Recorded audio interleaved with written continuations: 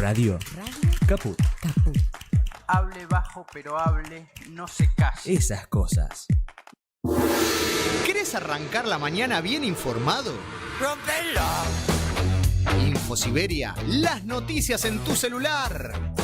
Manda un mensaje de WhatsApp al 1128679078 y recibilo gratis todas las mañanas. Vos sos la única que me hace feliz cuando nadie te dice la verdad. Infosiberia, las noticias en tu celular. No seas como los demás. Manda un mensaje de WhatsApp y recibilo gratis todas las mañanas.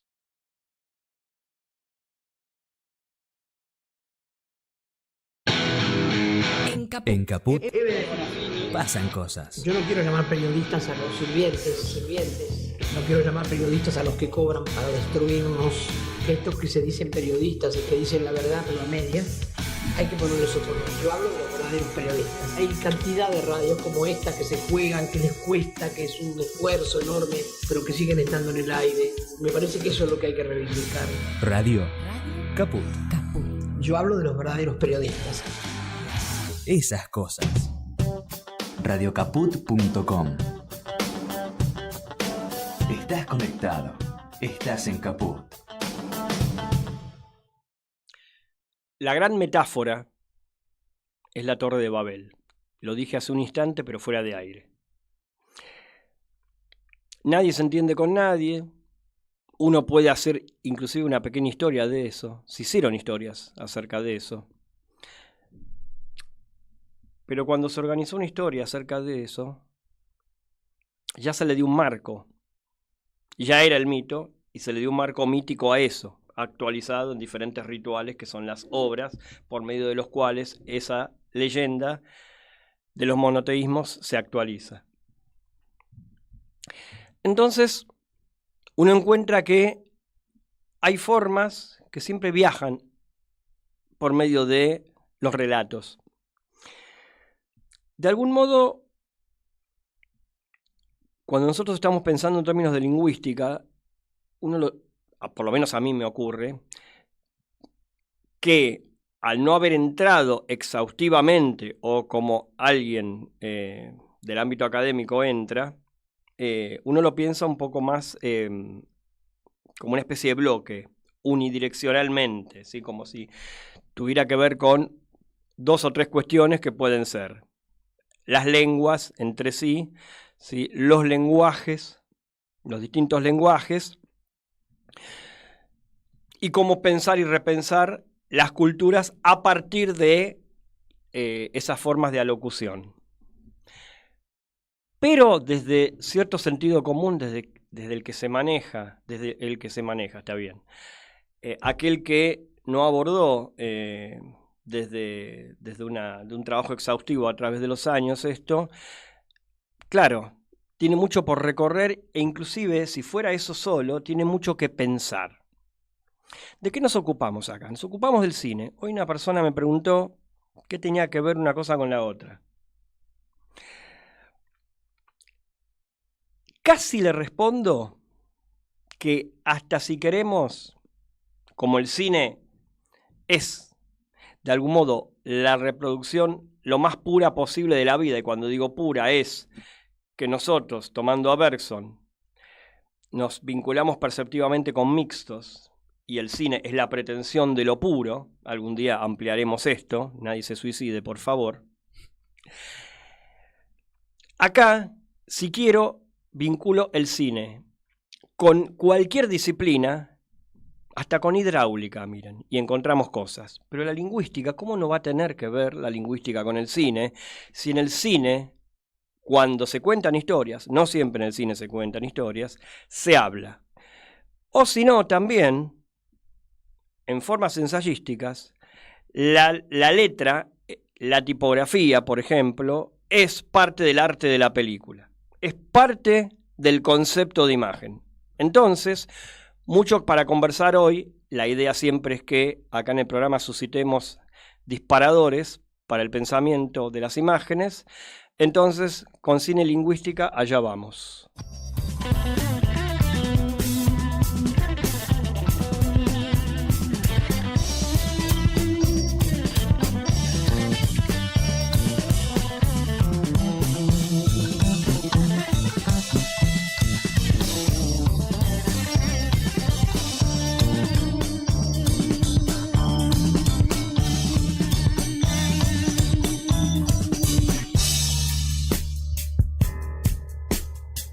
Pensamiento no es reflexión. Con el pensamiento adviene lo nuevo, lo intempestivo, el azar. Periferias del cine. Pensamiento y cine, en ese orden. En grandes momentos del cine, el pensamiento entra por la ventana. Lateral. Periférico. Periferias del cine. En Caput.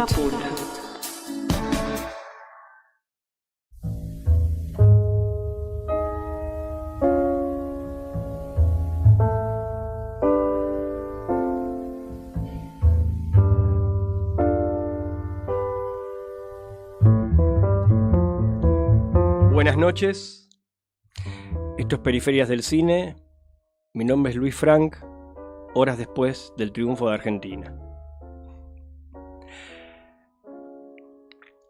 Abro paréntesis, invitada de hoy que todavía no te nombro, ¿viste el partido? Sí, claro.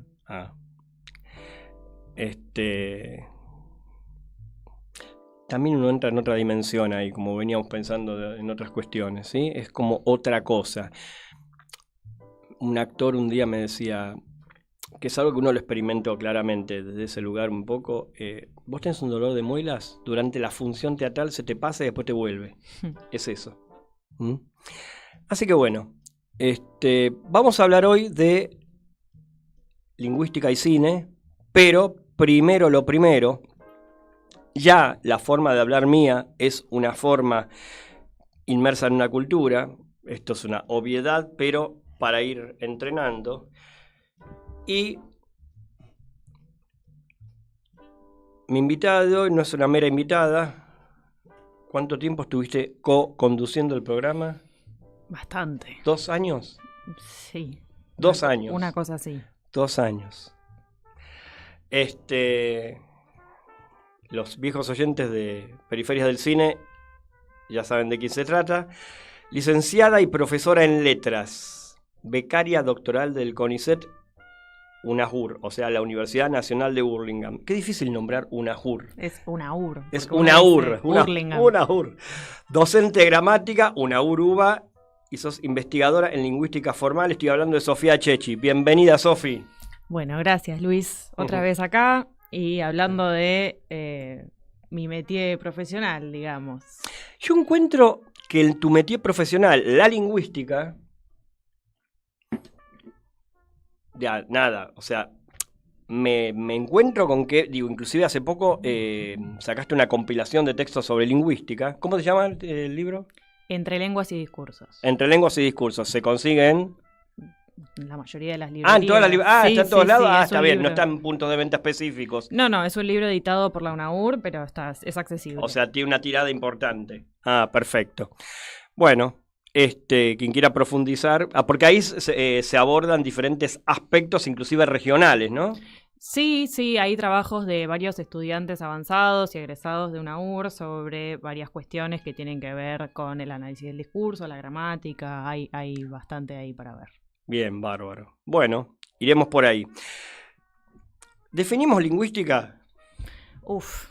O sea, digo, es una pregunta muy amplia, me puedo ir y la dejo sola hablando 1 hora, pero, digamos, te lo acoto más. ¿Definimos lingüística como para arrancar y después ir desgranando? Ahora sí. Bueno, en principio digamos que la lingüística como disciplina nace un poco como el cine a principios del siglo XX, ¿no es cierto? A partir de la publicación del curso de Lingüística General de Saussure, que en realidad es publicado por sus discípulos, o sea, era un curso literalmente que él dio y se publicaron los apuntes de las clases, en donde Saussure básicamente intenta delimitar una idea de una ciencia del lenguaje o particularmente digamos, algo que se puede concebir como la semiología, ¿no? Que es el estudio de los signos lingüísticos como una subparte de, ¿cómo se dice? La semiótica, ¿no es cierto? O sea, exacto. como una parcela. O sea, la semiología es una parte de la semiótica. La semiótica es el conjunto más grande, semiología el más pequeño. Exacto. O sea, mucha gente las confunde, por eso te digo. No, la semiótica es el estudio de los signos en general, Sí. y la semiología es el estudio de los signos lingüísticos, digamos, ¿no? De alguna manera intenta acotarlo por ese lado. Obviamente, más allá de eso, y por ahí a partir de tu editorial me quedé pensando en esto, el curso de lingüística general en particular no solamente es importante como nacimiento de la lingüística, sino también importante en tanto es el nacimiento del estructuralismo un poco, o de alguna manera es una influencia muy, muy central en todo lo que tiene que ver con el estructuralismo en el siglo XX, en particular por cómo concibe el objeto, ¿no es cierto? Y hay algo de eso. Bueno, quienes escucharon Periferias del Cine antes saben que yo fui discípula de Luis, y hay algo que yo siempre cargo conmigo, porque obviamente que lo soy en mi metida profesional, pero lo soy en mi vida en general, que es que yo soy una estructuralista en un sentido muy amplio, y algo que a mí me enseñó Luis y que yo pienso mucho cuando veo una película y cuando consumo cualquier tipo de producción artística es qué pasa con la estructura de esta obra, ¿no es cierto? O sea, atendemos a que siempre hay una estructura en una película. Y es lo que uno espera. Porque uno, imagínate que uno se radicalice en este sentido y venga un abogado del diablo y nos diga, pero si ahí veo cine experimental, manchas, ¿hay una estructura ahí? Yo contesto que sí. Bueno, a ver, un poco la pregunta es si la hay, si uno la quiere ver, digo, ¿dónde está? Es buena esa de si uno la quiere ver. Claro. O si uno se la pone un poco a la película, pero digo, en principio la idea de la estructura un poco como la concibió Saussure y el estructuralismo en el sentido de que una película posiblemente, una cinematografía, construye una suerte de sistema. Me parece que es un puntapié interesante para empezar a aproximarse, ¿no? al cine como objeto de análisis, digamos. Así es. Sí, pero inclusive desde ese lugar, ¿no? Pensando en los ejemplos más radicales, no tomando uno X, ¿no? Pero la hipotética idea esa, ¿sí? Por ejemplo, yo veo una imagen que se va repitiendo, ¿no? Y hasta se va repitiendo mecánicamente. Y en esa mecanicidad yo ya encuentro un esqueleto de todo, ¿sí? Por más que sea algo de 1 minuto o de 1 hora, no importa, o de 10 horas, ¿sí? Veo, sí, hay una recurrencia. Yo a los alumnos les digo, ¿qué se repite acá? ¿Sí? Y después empiezan a aparecer cuestiones simétricas, algo que aparece al principio y vuelve a aparecer al final modificado. Eso es un pensamiento consciente sobre el armado de una estructura, ¿sí? Y esa estructura comprende aspectos de la lingüística, inevitablemente. Sí, no solo elementos de la lingüística en tanto ítems lingüísticos, sino también un poco esto mismo que estamos diciendo que tiene que ver con la manera de concebir el objeto. Digo, hasta qué punto, una frase muy conocida de Saussure es, bueno, un signo dentro de una lengua, por ejemplo, es todo lo que los otros no son, ¿no es cierto? Ese es un poco el valor del signo dentro de un sistema. Muy interesante, entonces, eso es verdad. Es verdad, como si yo coincidiera, como si yo le tuviera que decir, tenés razón. Entonces hay algo interesante ahí, por ejemplo, cuando se plantea una repetición en una película, que es, bueno, ¿cómo podemos analizar este objeto en tanto apareció antes? ¿Por qué aparece en este lugar? Digo, ¿cómo construye ese sistema? Ahí me parece que hay algo que, bueno, obviamente, ¿no? Las imágenes en una película se suceden unas a otras, de alguna manera también como las palabras se suceden unas a otras. Absolutamente. Bueno, yo lo que digo, me estoy dando cuenta los últimos años, sobre todo, si bien uno en un momento, y sigue todavía de algún modo, enamorándose mucho de las estructuras de cine moderno, aquellas que rompen la narratividad, aquellas que plantean disrupciones de cámara y todo lo que se nos pudiera ocurrir, ¿sí? Y en el lenguaje también, son las estructuras clásicas donde más gráficamente uno ve esta cuestión, ¿sí? En esos esqueletos en donde uno ve repeticiones, ¿sí? Y hay un hecho un poco desgraciado, que las series, en términos generales, no voy a hablar de cuestión de algunas específicas, ¿no? Pero en términos generales, banalizaron tanto esto que esto se ve más gruesamente todavía. Entonces se puede, ni siquiera se va a hacer un análisis muy profundo. Che, ¿ves que esto se repite acá y después? Y sí, ¿entiendes? O sea, cualquier hijo de vecino lo puede ver. Entonces, claro, eso de algún modo, pensar desde este lugar para muchos es romper esto que decíamos antes, ¿no?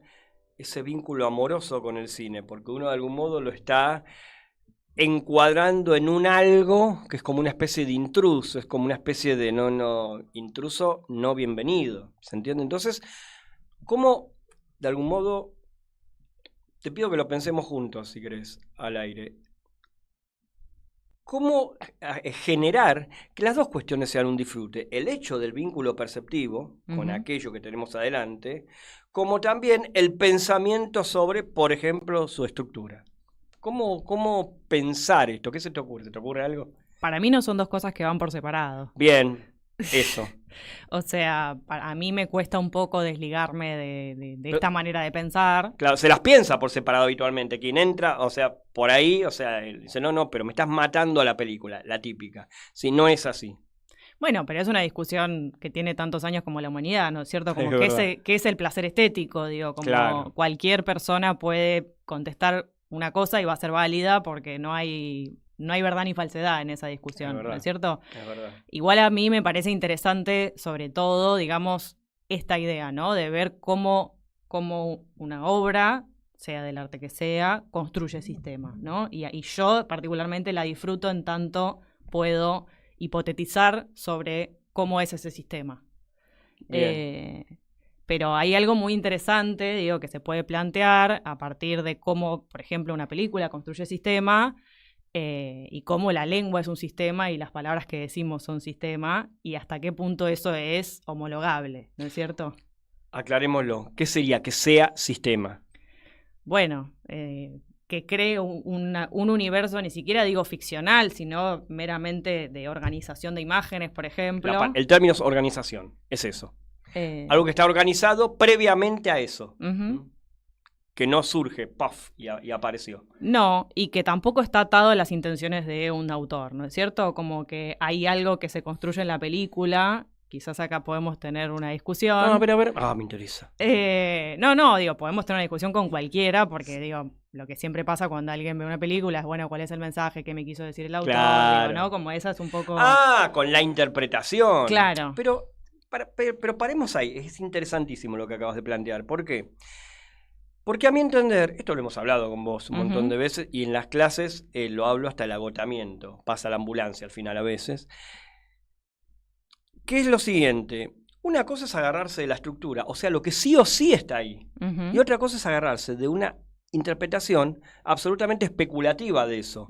Eso me remite a, ¿dónde ves eso? O sea, eso lo ves vos. Que no está mal que lo vea. Ese vínculo no es que está, no es negativo, pero no es un trabajo sobre lo que sí o sí está ahí. Hay que distinguir los dos tipos de relaciones. Esa es la cuestión.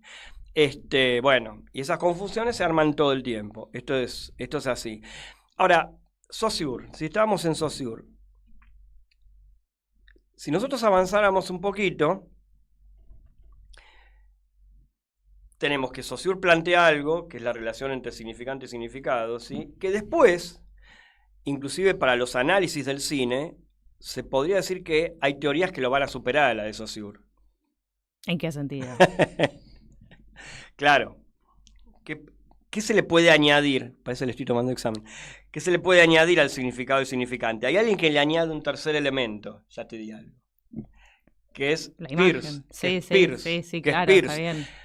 Deleuze lo usa Peirce en el sentido primero para pensar desde Hitchcock. Como Hitchcock, de algún modo, mete por la ventana un tercero. ¿Sí? Siempre Deleuze dice, quien comete un crimen o un robo o el acto delictivo lo comete para otro. Ese otro no estaba previsto en la relación lineal. Entonces, ¿dónde está? Y ese otro, Hitchcock lo ubica desde la cámara en la figura del espectador. Bueno. Después, como decíamos, en relación a lo que vos planteabas, está quien lo quiera ver. O sea, está todo esto. Pero digo, Saussure es una cosa y Peirce da un paso más añadiéndole esta figura. ¿Podés describirla un poco, esta figura, la del interpretante? Bueno. Uy, parece que estamos en mesa... No, digo, el interpretante es quien hace una lectura exterior de esto, o sea, estoy hablando de cosas que trabajo habitualmente, pero abro el juego. ¿Sí? Nunca hablamos de esto acá. No, me parece que hay algo interesante para pensar a partir de la noción de signo, porque Peirce analiza puntualmente el signo como, por ejemplo, un elemento que está regido por convenciones, ¿no? Que es un poco, Bien. retomamos lo que decíamos antes, ¿no? Como, ves una repetición sistemática de varias cosas, la ves en distintos lugares y decís, esto es una convención del género, de este tipo de cinematografía, por ejemplo, y demás.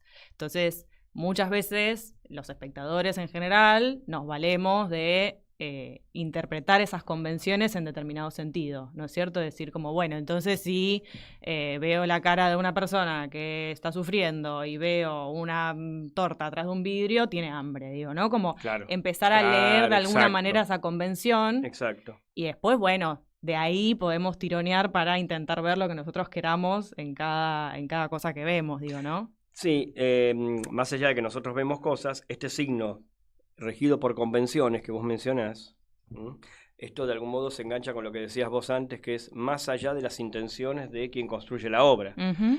O sea, hay algo en el cuerpo del artista, una película puede ser una obra de arte o no, cierro paréntesis. Hay algo en esas intenciones que no están dentro de lo consciente. Uh-huh. ¿Sí? Uno cuando ve una película ve de algún modo una postal de época que está plasmada por el cineasta independientemente de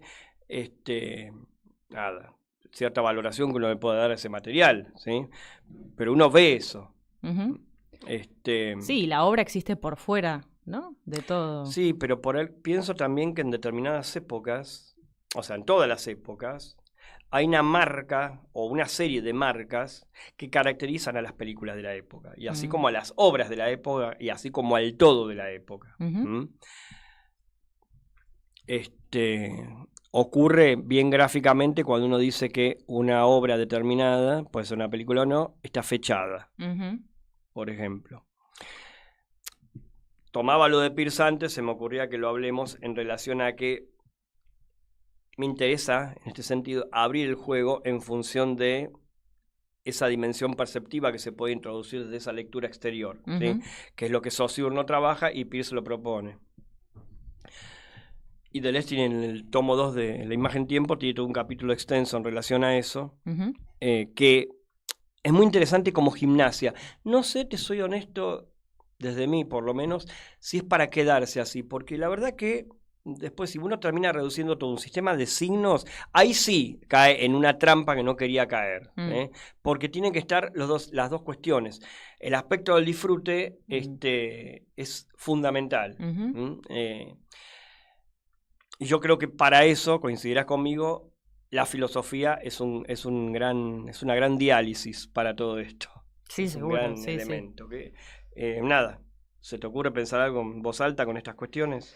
Me parece que hay algo que estás trayendo vos, que estás siendo un poco duro con Saussure, me parece, pero... No, dije no te labura esto, el otro sí lo labura. No, bueno, pero porque... A lo mejor llegó tarde el hombre. No, pero porque justamente me parece que un poco lo que plantea Peirce y lo que trae a partir de los signos es algo que también trabaja Metz a partir de la conversación que él establece entre la lingüística y el cine, que es que el cine y los signos en general, o los signos que uno se puede imaginar cuando piensa en un signo, están más ligados a la percepción, ¿no es cierto? Mientras que el signo lingüístico, bueno, está más preso de otras cuestiones, ¿no? O sea, pensado en abstracto, la lengua es un código, sí. ¿no? O sea, y uno tiene que manejar un código para poder entender una lengua. Hay algo de que yo, no sé, si yo pronuncio la palabra perro, vos sabés lo que significa perro en virtud de que sos un hablante del español y conoces esas cosas. Ahora, si ves la imagen de un perro, nadie te tiene que explicar nada porque es parecido a lo que sucede en el mundo real. Hay un perro.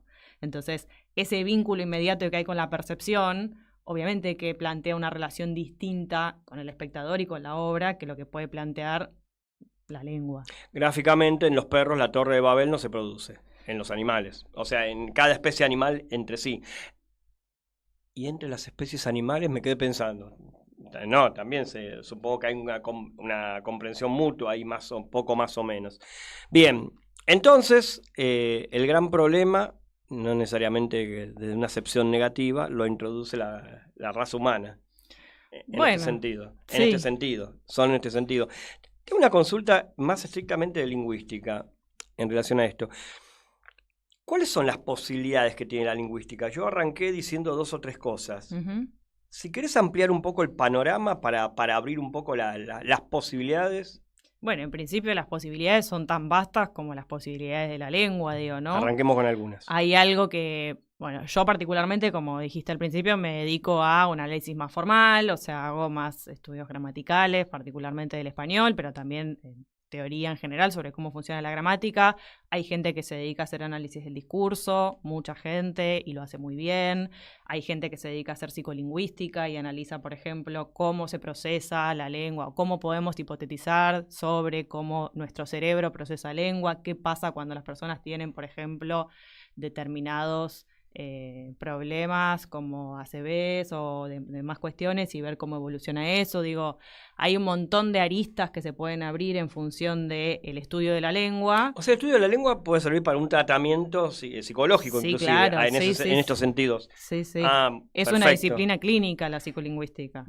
O Bien, sea, psicolingüística, perfecto. Sí, sí, sí, sí. Bien. Y bueno, y después también hay ahora una gran ebullición con respecto a el uso de la lengua artificial, ¿no es cierto? Porque digo, hay algo ¿Qué problema eso? que, digo, ¿quién no se enfrentó a un texto hoy, 22 de junio de 2026, y no se preguntó si le había escrito una inteligencia artificial o no? Pero en algún momento se le nota la hilacha. Bueno, pero digo, ¿dónde está esa hilacha? Digo, ¿no? Como qué es lo propio de la lengua humana frente a una lengua artificial que de a poco empieza a aprender tu jerga y tus modismos y empieza a hablar, bueno, cuánta gente hay que un poco le enseña a hablar a la IA y quiere que le diga de determinada manera, digo, ¿no? Hay todo un mundo ahí. Digo, cuánto se codifica en la lengua es muy vasto, ¿no? Y justamente hay tantas ramas de la lingüística como hay ramas para pensar la lengua en sí misma. Digo. ¿Ven algo de psicoanálisis en la carrera? Porque Lacan se ocupa del lenguaje expresamente. Sí, no solo Lacan, pero no vemos tanto psicoanálisis en la carrera de letras de la UBA, voy a hablar, que es la que más conozco, Sí. y la de la Universidad Nacional de Urlingan, que es un profesorado. Hay algo que tiene más que ver con las derivas clínicas y no tanto con estas otras, digamos, las apropiaciones que hizo el psicoanálisis de la lingüística, pero definitivamente hay una relación bastante directa, ¿no? ¿Apropiaciones es dicha de algún sesgo? No, en absoluto, pregunto. en absoluto. Pero digo, Bien. bueno, una relectura, digo, ¿no? O Sí, sea, eso sí. Claro. hay algo Claro. que está presente ahí, que desde ya es muy interesante. Porque ¿no? hay algo que se produce a través de la palabra, que son los quiebres, ¿sí? Donde vos decís, digo, desde los escasos conocimientos que puedo tener con respecto a alguien que estudia expresamente el psicoanálisis, ¿no? Ujú. Hay un quiebre que se produce ahí en el discurso, pero hay un discurso antes, previamente, que uno lo piensa ingenuamente, ordenadito, estructuradito, en el mejor de los sentidos, y viene algo que del inconsciente que te lo quiebra, ¿sí? Ujú. Y vos ahí cometiste dejaste un hueco, ¿sí? Ujú. Una iancia. ¿Es un posgrado psicolingüística? No, o sea, existe la materia, hay 2 materias dedicadas a la psicolingüística en la carrera de la UBA. En la carrera de psicología hay materias que tienen que ver con la lingüística expresamente, Ujú. y hay carreras de especialización y demás cosas que profundizan un poco más en el análisis clínico, pero sí, diría que es una de las disciplinas que está más en boga en este momento. Mira, es de las ramas de la lingüística de las que más están en boga ahora. Sí, o sea, es fascinante, ¿no es cierto? Pero más allá de lo fascinante, ¿tiene que ver con que estamos en el momento en que hay más necesidad de esto? No sé si hay más necesidad, digo, también, por ejemplo, hay toda una rama de la psicolingüística que tiene que ver con la adquisición del lenguaje, ¿no es cierto? O sea, ¿qué pasa con los niños que están aprendiendo a hablar? ¿Qué pasa con los trastornos del lenguaje? Digo, ¿qué pasa con los diagnósticos que se realizan al respecto de esto? Entonces, digo, hay un campo bastante grande de trabajo ahí. Claro. Y en relación al arte, ¿hay algunas cuestiones de la lingüística? ¿Hay materias que se ocupan expresamente de esto? No, en No. principio no. Tenemos una falta. Pero, a ver, no hay, pero la misma carrera de letras de la UBA, digamos que sería... No conozco a nadie que haya pasado por la carrera y no haya querido intentar ver alguna relación entre la lingüística y la literatura, por ejemplo, ¿no? Que es una de las, Claro. de las ramas constitutivas de la carrera de letras, digo, Por ¿no? supuesto, claro, eso es específicamente la carrera de letras, claro. Ahora, qué interesante, ¿no? La entrega, digo, pienso hipotéticamente, ¿no? Ahora yendo, pues vos venís de letras, ¿sí? Letras de la UBA. En ese vínculo del lector con aquello que uno lo tiene que actualizar, lo que está leyendo, Ujú. en imágenes propias, mentales, no sé, pensarlas como quieras, ¿no? Porque si no es letra muerta, si eso uno no le confiere una entidad, y esa entidad es bien propia. Es muy diferente la entidad que le puedo dar yo, que le puedes dar vos, que le puede dar nuestro operador Martín Loza, que no lo nombré antes y lo nombro ahora, ¿sí? Gracias por estar ahí, ¿sí? Muy diferente las entidades que le podemos dar a un cuento, novela, ensayo que leamos, ¿sí? En función de qué, de nuestras imágenes previas mentales, de nuestros mundos, ¿sí? Ujú. Yo no trabajo eso en relación al cine, vos lo sabés, pero digo, pensándolo en cualquier hecho artístico. Pero cuando se involucra expresamente la materia prima, es el lenguaje, Ujú. es interesante pensar cómo, esto es una de las cuestiones, te digo honestamente, que más me gustan en la literatura, cuando la literatura se da la posibilidad de alternar lenguajes dentro de una misma estructura, de cuento, relato, del tipo, ¿sí? Que no viene todo en bloque, ¿sí? Como si uno le tuviera que hacer caso a una sola forma, ¿sí? Supongamos, en el caso más sencillo de pensarse, en una novela, aunque sea una novela lineal, vos tenés, ¿sí? Diferentes resonancias de la locución, llamémoslo así, ¿no? En los efectos. Ahora, yo me encuentro con algo, con un contraejemplo de esto que te voy a decir. Seguramente leíste Frankenstein de Mary Shelley. Ahí me encuentro con el problema contrario, que está muy homogenizado. Cuando yo escucho el monólogo del monstruo, que es hermosísimo, que es cuando él que cuenta cuando él estaba mirando una casa y se quedó meses ahí, y creo que Y aprende a hablar. Y aprende a hablar, y es algo que ningún cineasta trabajó hasta ahora, la subjetividad del monstruo. Bueno, la última está. Sí, pero bueno, ya sabías que me iba a... Digo, el peligro está que me nombre a la última. Digo. Bueno, estar está. Estar está, un poquito. Ahí está bastante homogenizada con la lengua del doctor Frankenstein, ¿se entiende? La del por qué, digamos, es un letrado el monstruo. Devino letrado en unos meses. Sí, ¿sí? sí, es el joven Werther, ¿no? Como ahí el joven Werther que tenemos y se hizo la película. Sí. El falso movimiento de Wenders. El joven Werther de Goethe. Claro. Entonces ahí es el contraejemplo, se puede pensar, ¿no? Bueno, pero ¿no te parece fascinante que un monstruo pueda hablar de una manera? Pero no lo veo como algo negativo. Estoy diciendo qué es lo que está trabajando. Está bien, pero me parece... Perdón, lo voy a decir en crudo. Una pendeja de la edad que tenía Mary Shelley en ese momento, yo no puedo creer que tenga ese mundo atrás. No, yo cuando leí eso digo, no podía creer, que una persona tan joven sea tan conocedora de mundo. Eso es lo que siempre me fascinó. Me pasó lo mismo con Rimbaud. ¿Entendés? Digo, ¿cómo puede ser que alguien tan joven escriba eso?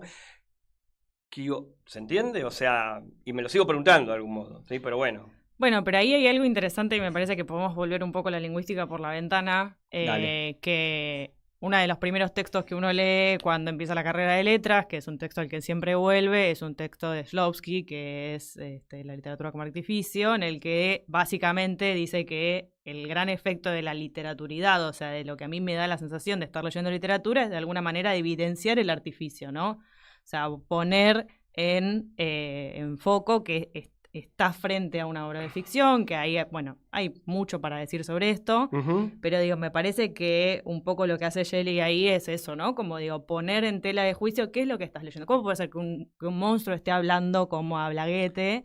Y hay algo de esa evidencia que, bueno, un poco te hace repensar la ficción entera, ¿no?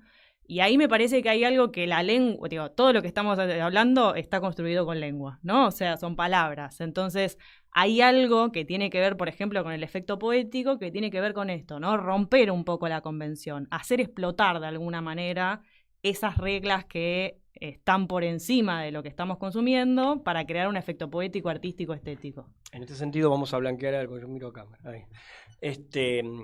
De algún modo, con lo que yo te decía de lo de Frankenstein, es como que yo caía en la trampa de lo que critico habitualmente, un poquito. ¿Se entiende? Porque es interesante esto.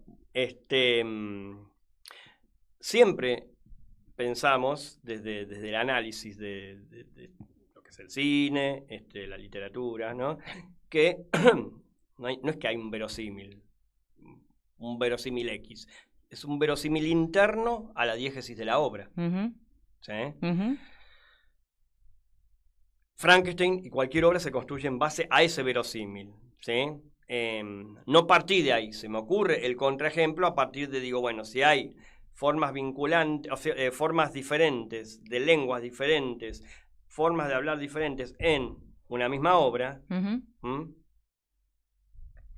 se me ocurre que esa obra homogeniza, ¿sí? Pero digo, lo que faltó decir es que esto que completabas vos, la búsqueda es esa. La búsqueda es esa. El planteo es esto. Si fue consciente o no, porque yo ya sé que más de uno está pensando eso, no nos interesa. No nos interesa en absoluto. No, justamente. Es el arte como artificio, perdón, me equivoqué del nombre del texto. El arte como artificio. De Repetí el autor. Shklovsky. Del formalismo ruso, ¿no es cierto? El señor Google va a decir, quizá quisiste decir... Sí. Sí, hay algo que me parece muy importante, que lo traes vos, que es como, bueno, fundacional, digamos, para el estudio del estructuralismo, que es, bueno, las obras no dependen de las intenciones del autor, ¿no? O sea, hay algo que existe y que uno puede interpretarlo de distintas maneras, pero digo, la obra es un objeto autónomo y tiene que ser estudiado en tanto objeto autónomo, ¿no? Y bueno, la lengua un poco también es eso, ¿no? O sea, a nosotros nos consta, bueno, por ejemplo, una pregunta que se le suele hacer a toda persona que es lingüista es, bueno, pero hablamos mal y se tiene que decir tal cosa y está bien decir no sé qué. Y a mí la verdad que no me importa, digo, yo no hago una cuestión normativa, a mí me consta que la gente hable y tengo que describir ese uso e intentar ver cómo funciona esa lengua. Entonces me parece que cuando uno, digo, para la práctica artística yo tengo la misma manera de verlo, voy a aproximarme al objeto en tanto el objeto existe y de ahí voy a ver cómo funciona. No sé si está bien, está mal, no voy a hacer un juicio valorativo sobre eso. Quiero ver qué construye la película, por ejemplo. Dejar hablar a eso. Exacto, no al autor. No al autor. Es verdad. O sea, de algún modo... Hay algo interesante que no me acuerdo qué director lo decía. No me acuerdo si fue un director o un profesor que tuve, ahora ya sé, pero creo que fue un director de cine, ahora no me acuerdo. La película, cuando el director la está haciendo, la está construyendo, le pertenece al director. Cuando ya la hizo, le dejó de pertenecer. Es un poco esto. Sí, porque si no uno cae en una cosa medio biografista, ¿viste? Como, bueno, entonces como el hijo era tal y tal, el tipo eso, esto y otro. ¿Y qué me aporta a mí la interpretación de la película? Nada. O sea, solo entender que quiso poner este elemento en esta escena, digo, ¿y qué me importa? Digo, ¿qué cambia en mi interpretación general de la película algo que puedo saber sobre la vida del autor, ¿no? Me parece que de alguna manera también eleva la obra misma, ¿no? Porque bueno, es un objeto autónomo y hay que pensarlo como tal. Inclusive, no siempre hay que pensar el cine como se lo suele pensar mucho de la crítica, que es desde la interrelación con otras obras. A veces también hay que autonomizar la obra, ¿sí? O hay que hacer los dos juegos, sino que las dos cuestiones, pero pensar la obra como un elemento autónomo, como algo individual, ¿sí? Después vas a encontrar articulaciones, relaciones, cómo se inscribe eso en el cine, ¿sí? Pero en principio es el encuentro de uno con eso, que a mi entender es... parte de ese momento intransferible. En palabras no podés de algún modo transmitir eso, o sea, podés transmitir mínimamente, pero no podés hacer más que un acercamiento, nunca la completitud. Y que ya la película misma, por ejemplo, un objeto cinematográfico, plantea relaciones internas múltiples, digo, ¿no? Todo esto que estábamos pensando, como, bueno, una escena se repite, algo se repite, ¿qué pasa? ¿Cómo pensás ese objeto en relación con sus relaciones internas? Digo, ahí hay adentro. Algo... Exacto. Claro. Ahí hay algo que, por ejemplo, Metz trae mucho, que es, bueno, podemos pensar en una sintaxis de la imagen, como podemos pensar en una sintaxis de las palabras en una oración. Digo, la sintaxis es meramente la combinación de palabras, la organización, como estábamos diciendo. Digo, podemos pensar que hay una manera convencional de montaje. Bueno, hasta cierto punto sí, pero no funciona como funciona la lengua, ¿no? O sea, hay algo de que el cine no es una lengua, es un lenguaje, de alguna manera general, porque se establecen relaciones entre las cosas, y quizás lo más similar es el montaje, pero hay algo que tiene que ver con lo que pasa, por ejemplo, en una transición de una escena a otra, que no tiene nada que ver con lo que pasa entre una palabra y otra, digo, ¿no? Como que hay una convención mucho más estandarizada. Entonces, el cine un poco responde, y esto es una idea como muy barburiana, si se quiere, a lo que pasa entre las imágenes, ¿no? O sea, el montaje es lo que pasa entre una imagen y la otra. Y es esa potencia de romper, por ejemplo, lo que tiene el cine, que de alguna manera no puede pensarse sin pensarse como una estructura, digo, ¿no? Porque es en relación al resto de las cosas que podemos pensar lo que se genera. Sí, absolutamente. Absolutamente. ¿Se te ocurren ejemplos de películas bien, gráficas para pensar todo esto? ¿Alguna? Ahora viene un silencio. Porque es el momento que estamos pensando. No, qué sé yo, todas, ¿no? O sea, uno quisiera... Todas sí, todas seguro. Pero digo, a lo mejor decís, mirá, acá en esta pasa tal cosa. Mirá, hay una cuestión. ¿De qué hablábamos siempre? A ver si te acuerdas, no estoy tomando examen, si no lo digo yo, no importa. Hablábamos recurrentemente en el programa cuando estabas, de una serie que nos gustaba mucho a los dos. De Twin Peaks. De Twin Peaks, muy bien. En Twin Peaks aparecen diferentes formas de lenguaje. Dentro de, ni hablar. Si usted, señora, quiere ensayar con algo, ahí tiene. No tiene nada que ver cómo habla. Te voy a mencionar el personaje más convencional para mí de la serie, que es el sheriff. ¿Cómo llamaba el personaje? Ya me olvidé. No sé. Ahora se me fue. Bueno, Harry Truman, que es un guiño genial, Harry Truman. Bueno, que después cuando fue reemplazado por otro en la última temporada, que a mí me encanta, no llegamos a hablar de la tercera temporada, era tan convencional como él, el personaje. ¿Sí? Bueno, la lengua, el lenguaje empleado por ese personaje era absolutamente tosca. Cuando mete la cuña en toda esa enorme estética fenomenal que es el pueblo, el protagonista que llega de afuera, ¿sí? Tiene una forma muy propia también, que incluye el humor, que incluye la ironía, que incluye cierto rasgo de ingenuidad frente a lo que se encuentra, ¿sí? Así le va después, ¿sí? Bueno, varias cuestiones. Todo este alimento, el personaje primero que nombré, Harry Truman, está en permanente interacción con él. Toda la serie, por lo menos las 2 primeras temporadas, está en permanente interacción los dos. Y son dialécticamente opuestos, pero dialécticamente digo, están en tándem, ¿sí? Y ahí se construye algo. En ese montaje entre ambos, porque ahí también podemos hablar de montaje, en ese vínculo. ¿Se entiende? Sí, que también se puede pensar a partir de la cantidad de diálogo que tienen las personas. Cooper es una persona profundamente verborrágica, digo, accedemos a él por medio de las grabaciones que hace de Diane, estoy llegando a Twin Peaks, el 25 de febrero y qué sé yo, mientras que Harry Truman es una persona que habla solamente si está obligado a hablar, ¿no es cierto? Sí, entonces, es de pocas palabras, es verdad. Entonces hay algo ahí también de cómo elige construir ese verosímil imposible Lynch en Twin Peaks, que tiene que ver con, bueno, o sea, una persona que ama las convenciones sobre todas las cosas, ¿no? David Lynch. Y Gordon Cole, que es David Lynch, habla a los gritos. Sí. O sea, vos fíjate cómo tenemos diferentes formas del habla. Los 3 canas hablan a los gritos. Bueno, uno es un agente, pero es lo mismo. De algún modo. Está en el mismo esqueletito, en el mismo conjunto. Habla a los gritos, porque es sordo. ¿Sí? Entonces todo el tiempo es como si Lynch introdujera un pensamiento sobre el lenguaje. ¿Sí? Ni hablar de ese lenguaje que introduce Lady Long, la dama del tronco. ¿Qué es este extrañamiento? La quiero de tía, Lady Long. ¿Se murió? Ah, sí, ya se murió. Se murió en la temporada 3, que fue como un homenaje a su... Sí. Sí, me acuerdo. La forma como muere en la temporada 3 es como un homenaje a ella que se estaba yendo ya. Pero digo, ese es otro lenguaje. ¿Sí? Sí, y hay algo, me corro un poquitito de Twin Peaks y me voy a Mulholland Drive. Dale, por favor, te lo pido. Y pienso que también, o sea, así como pensaba las convenciones lingüísticas en general y las maneras de hablar y qué sé yo, pensaba la lengua como pura sonoridad de David Lynch, ¿no? En esa escena de el Club Silencio, de Totalmente. que está cantando y se cae, y a pesar de que vos ya sabés y te dicen 20 veces que es una grabación y qué sé yo, no deja de causar ese mismo efecto del artificio que estamos diciendo, Sí, ¿no? sí, Como estás sí. evidenciando que esto era todo mentira. Sí, totalmente. Y todo eso se genera a partir de la sonoridad, de la canción que canta, que está en español, que un poco de esto, bueno, todas No las solo es mentira, interpretaciones. sino que es mentira desde el chiste. Sí. Desde el chiste, ¿sí? Y dialécticamente te muestran algo que parece que es una tremenda tragedia. Ujú.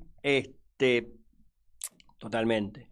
Totalmente. Estoy pensando en otros ejemplos, en Mulholland Drive también me encantan los dos ancianitos. Los dos ancianitos que parecían de peluche y eran lo más siniestro de la película, ¿sí? O sea, todo el tiempo están esa... Porque dentro del mismo lenguaje hay mutaciones. Ujú.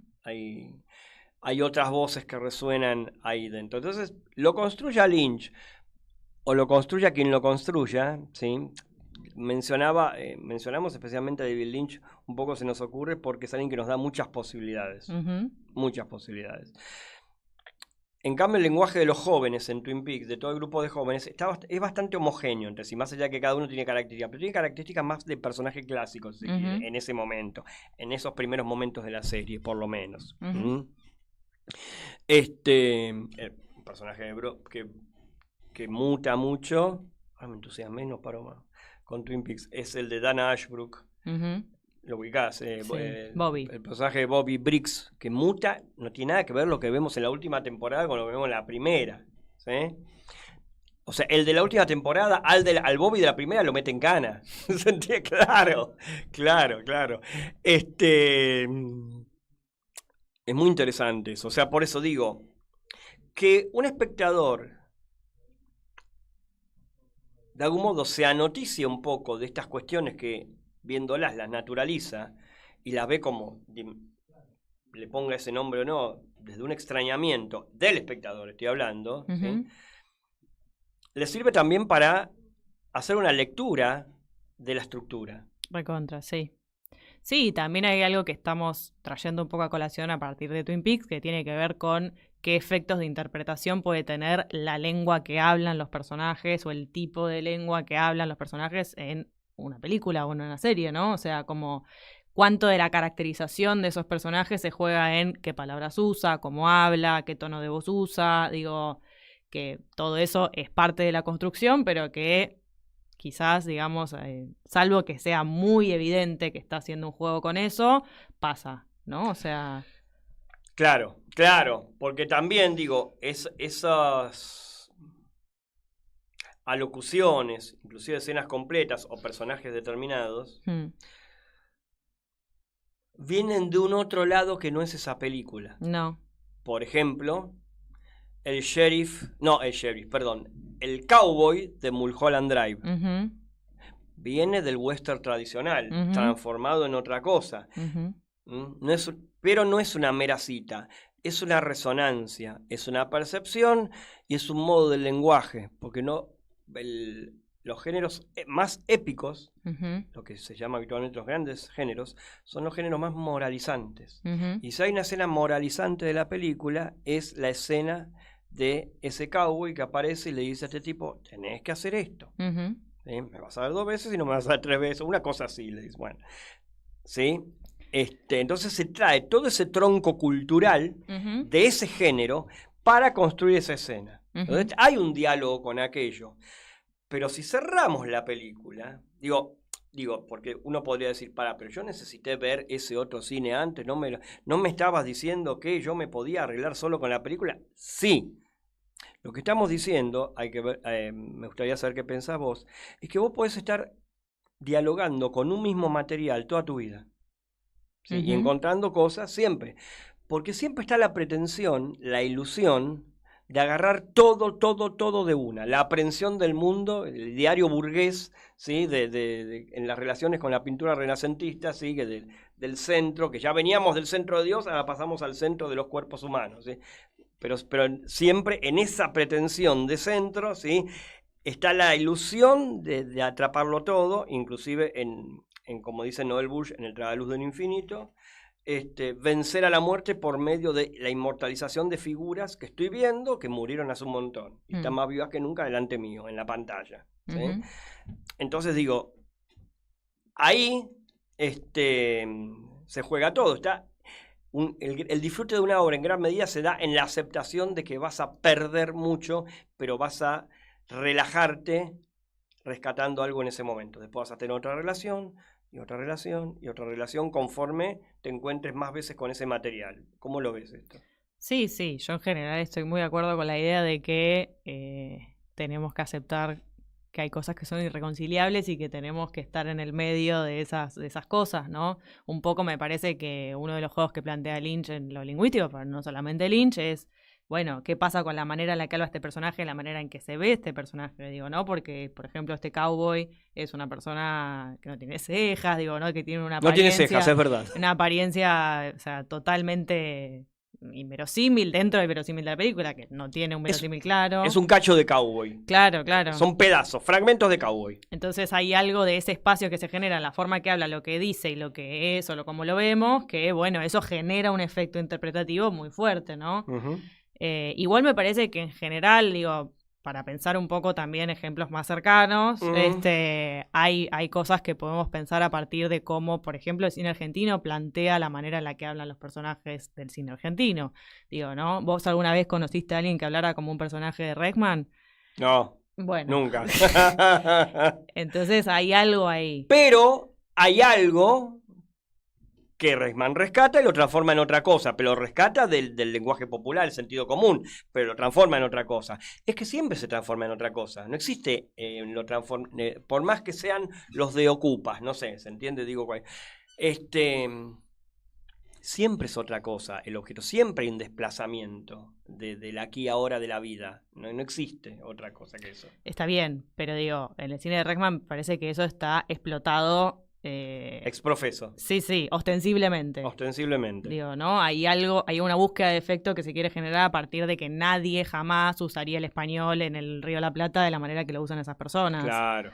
Digo, y ahí hay algo de la evidencia del artificio que se juega muy por ahí. Obviamente que también se juega como tema, digo, como en muchas de sus películas, pero digo, hay algo de la apuesta lingüística que me parece que hubo ahí algo de explosión en ese momento medio de quiebre del nuevo cine argentino y demás, que tuvo que ver con qué pasa con el español que se habla en el cine de Argentina, digo, ¿no? Como que en general, bueno, ya vos me contaste que vino otro invitado a hablar expresamente sobre esto. Sí, Fernando Barea, cuando hablamos de las formas de hablar en el cine argentino.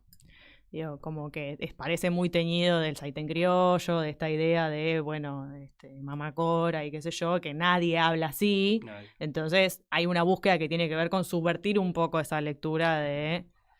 Aclaremos, igual estoy sobreaclarando algo que dije varias veces, pero, o sea, nadie habla así, como en Esperando la Carroza, pero tampoco nadie habla como en las películas de Campanella, ¿se entiende? No, claro. Aclaremos, nadie habla como en ninguna película, no es así, nunca es eso. Porque si no pareciera que como porque es esa forma de lenguaje o formas de lenguaje afines a esa. Sí, porque es interesante pensamos en el momento a partir del libro de Fernando Barea que se llama, ya me voy a acordar, Fernando Barea, el texto de Fernando Barea se llama El cine como, y no me acuerdo el nombre del film, ya me voy a acordar, que es los primeros tiempos, con la gauchesca, con todo lo que hace a esas formas, digamos, muy, muy clásicas y ciertas resonancias que había. Hay una línea de tiempo que trabaja, ¿sí? En relación a... Encontramos en los diferentes tiempos del cine argentino que siempre hay formas de hablar. No hay una sola, no hay una dominante. Sí, a grandes rasgos sí podemos pensar que hay una dominante en general, pero después cuando uno escarba dentro de esa misma época hay otras cosas, hay otros elementos,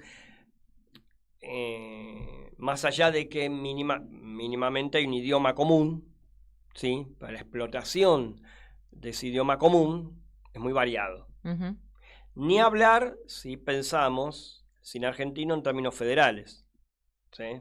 Que es como habitualmente no se lo piensa, ni hablar, mucho más. También el año pasado vino Alejandra Portela y Raúl Manrupe, y se me ocurrió, en función del último tomo de ellos, del diccionario de películas argentinas,